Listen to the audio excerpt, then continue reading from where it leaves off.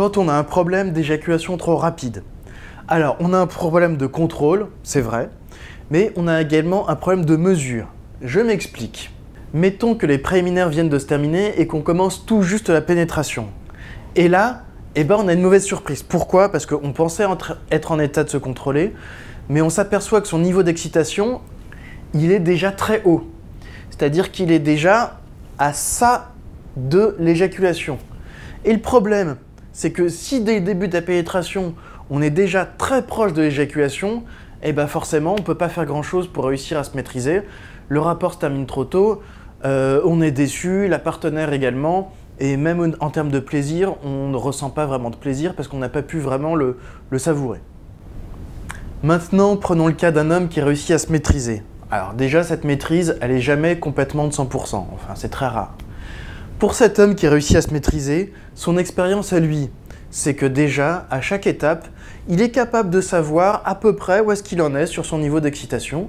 Et ensuite, si jamais il s'aperçoit que son niveau d'excitation est trop haut, il est capable de prendre des bonnes mesures pour le faire redescendre. Et surtout, ce qui est formidable, c'est qu'à partir d'un certain niveau de maîtrise, cet homme, il va être capable de mesurer où est-ce qu'il en est et d'utiliser la bonne stratégie qui est adaptée au moment, quasiment sans y penser. C'est-à-dire qu'il va pouvoir profiter de ce qui se passe avec sa partenaire, interagir avec elle et temporiser si jamais c'est nécessaire pour faire en sorte que le rapport sexuel se fasse dans l'échange, en testant, etc. Et c'est comme ça qu'on prend le plus de plaisir. Si vous avez regardé la vidéo qui se trouve là, vous connaissez le fonctionnement anatomique de l'éjaculation et vous avez compris que la seule façon de progresser, c'est de mieux maîtriser le niveau de votre excitation. Maintenant, on va voir comment est-ce qu'on va faire pour le mesurer. Au tout début, quand un enfant ou même un adulte apprend à faire du vélo, quelles sont les premières choses qu'il apprend à faire? C'est à garder son équilibre. Comment est-ce qu'on fait pour garder son équilibre? Il faut se rendre compte qu'on est en train de dévier sur la gauche, auquel cas on donne un léger coup de guidon, pour pouvoir se remettre sur la route, et pareil sur la droite.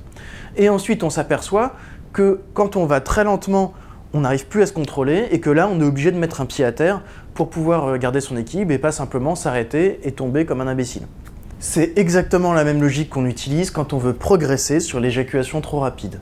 Alors je vous rappelle les différentes étapes d'un rapport sexuel, c'est-à-dire qu'il y a d'abord l'érection, la pénétration, la montée d'excitation, l'arrivée dans la zone d'imminence éjaculatoire, c'est également ce qu'on appelle la zone de non-retour pour faire plus simple, et ensuite il y a l'éjaculation qui est composée de deux phases sur lesquelles je ne vais pas revenir. Une fois que l'éjaculation a eu lieu, c'est tout simplement la perte d'érection, autrement dit la rémission érectile, le fait que le rapport sexuel, en tout cas pour ce qui concerne la pénétration, va s'arrêter là. La bonne nouvelle, c'est que pour progresser, pour savoir où est-ce qu'on en est, les sexologues ont inventé un outil, et cet outil, c'est tout simplement la courbe de l'excitation sexuelle. Alors sur cette courbe, au niveau des ordonnées, les ordonnées c'est-à-dire en hauteur, on va indiquer les 4 zones qui sont importantes dans l'excitation. Il y a d'abord l'érection, ensuite il y a la zone de non-retour, et ensuite il y a l'éjaculation. L'éjaculation avec ses deux phases, la phase d'émission et la phase d'expulsion. Ensuite en apis, ça va tout simplement être le temps qui passe. Et ça va être votre nouvel outil, ça va être un outil précieux qui va vous permettre de progresser. Ce qui est formidable avec cette courbe, c'est qu'à elle seule, elle est capable de raconter une histoire. Je vais prendre un exemple. Je vais prendre l'exemple classique d'un homme qui maîtrise correctement son éjaculation. Alors tout d'abord, il y a une érection. Ici, la pénétration commence, puis l'excitation monte. On peut voir que l'excitation ne monte pas de façon régulière, il y a ce qu'on appelle une phase de modulation. Ah, on peut voir qu'ici, il approche de la zone de non-retour, mais qu'il redescend. Le rapport continue, l'excitation monte de nouveau. On peut voir qu'à cet endroit-là, il est monté dans la zone de non-retour, donc ça veut dire qu'il est dans la zone qui est très risquée. Heureusement, il a réussi à redescendre de nouveau, et il y a de nouveau une phase de modulation. L'excitation monte de nouveau. Cette fois-ci, on atteint la zone de non-retour, mais on ne s'y arrête pas, on continue jusqu'à l'éjaculation. Puis enfin, tout simplement, l'érection baisse, c'est la rémission. Alors je vais prendre un deuxième exemple avec de nouveau un homme qui se maîtrise correctement. Je vais aller plus vite sur cette courbe parce que vous connaissez le principe. Donc quand je vous disais qu'une courbe comme ça est capable de raconter une histoire, c'est vrai. Donc par exemple, vous pouvez voir que ici, l'excitation est tellement descendue que l'homme a perdu son érection. Alors il ne faut pas se laisser impressionner, c'est très courant, ça arrive, enfin c'est pas quelque chose qui est grave. Juste derrière, il a repris de nouveau une pénétration et le rapport a pu continuer. Il y a eu une éjaculation et on peut supposer que le rapport sexuel a été tout à fait satisfaisant à la fois pour l'homme comme pour sa partenaire. Et maintenant, troisième exemple, la courbe d'un homme qui a un problème d'éjaculation trop rapide. On peut remarquer déjà que la pénétration a lieu alors que l'excitation est à un niveau beaucoup plus haut. C'est quelque chose dont j'avais déjà parlé dans la vidéo précédente. Ensuite, on peut voir qu'il n'y a pas de phase de modulation, donc ça veut dire que l'excitation ne baisse pas, elle ne fait que monter. Et également, on peut voir qu'au niveau de la zone de non-retour, au lieu de redescendre, la zone de non-retour est traversée, et ensuite on arrive à l'éjaculation. On peut supposer simplement qu'au niveau de cette zone de non-retour, cet homme qui ne sait pas bien maîtriser son éjaculation a essayé de stopper son éjaculation en contractant son bassin. Je l'ai déjà dit, mais je le répète, encore une fois, contracter son bassin et essayer de stopper son éjaculation quand elle arrive, ça ne sert à rien, c'est même complètement contre-efficace parce que le fait de se contracter, au contraire, ça accélère la venue d'éjaculation.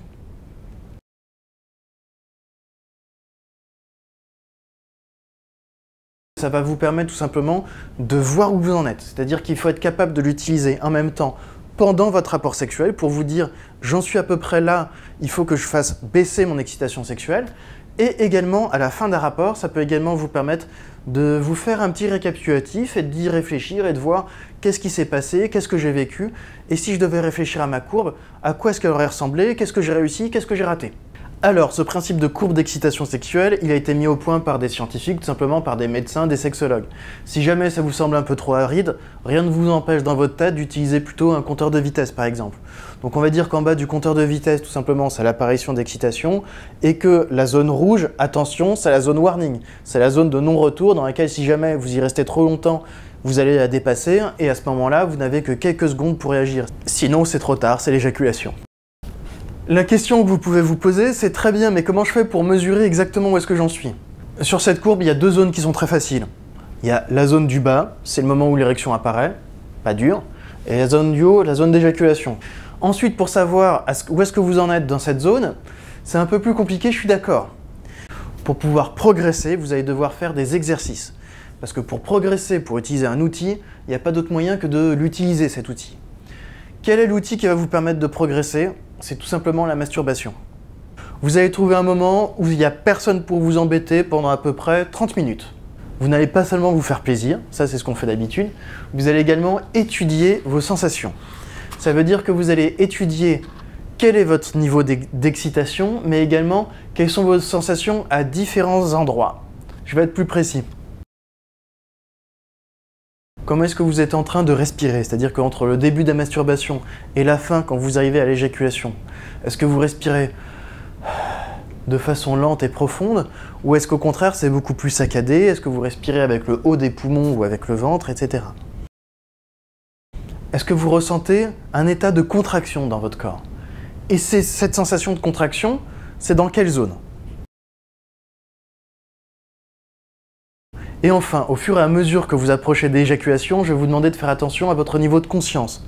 C'est tout simplement à quel point est-ce que vous êtes capable de vous concentrer sur autre chose que votre masturbation.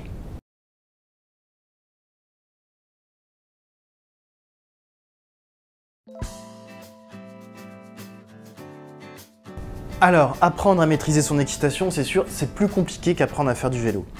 Cela dit, une fois qu'on a appris comment ça marche, quels sont les bons outils, et à force de pratiquer et de progresser, eh ben on est capable d'appliquer les bons stratagèmes, mais simplement sans même y penser. C'est ce que font les autres hommes, hein, c'est tout simplement ça. Simplement, comme c'est pas quelque chose auquel ils réfléchissent vraiment, quand on leur demande comment ils font, ils sont pas capables de l'expliquer en détail parce qu'ils font pas l'effort de formaliser. C'est normal. Donc n'oubliez pas, je sais bien que ça peut être décourageant quand on a un problème d'éjaculation trop rapide, mais tout n'est pas perdu, c'est quelque chose qu'on peut guérir. Je veux dire, si vous avez envie de vous attaquer vraiment au problème, vous allez avancer. Aujourd'hui, vous avez eu un nouvel outil qui permet de progresser et vous avez eu un premier exercice tout simplement à pratiquer. Cette vidéo est terminée, vous pouvez regarder une autre vidéo ou bien télécharger le guide qui va vous donner 5 conseils pour démarrer votre prochain rapport sexuel sur de bonnes bases. Sur ce, n'hésitez pas à poser des questions dans les commentaires, ça peut être tout simplement un sujet pour une prochaine vidéo et je vous dis à bientôt. Au revoir.